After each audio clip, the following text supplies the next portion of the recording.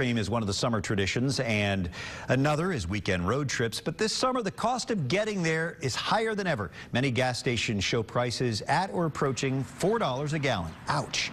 How does this work, and what are the trends for summer months ahead? In this morning's U.S. Bank Economic 360, we turn to U.S. Bank senior equity strategist Jim Russell for some insight. Jim, good to have you with us today. Good morning, sir. Is it just my imagination, or are gas prices higher than they've been in a long time? Brian, the gas prices are higher than they have been in a long time. Everybody feels the pain. Nothing like a little $60 expense every week to kind of revisit that.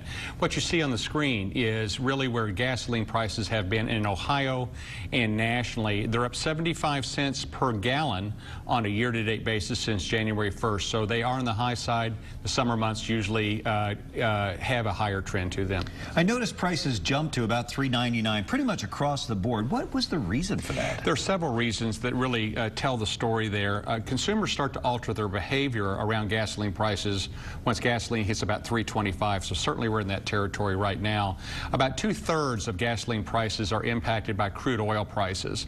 Oil, of course, moves to its own drummer, supply-demand, political conflict, military conflict, and that sort of thing. Also, a switch from winter to summer blend is also accountable for a little bit of the increase. And importantly, on a more regional basis, outages due to maintenance of refineries, both in Illinois and Indiana, do impact local prices here in Cincinnati.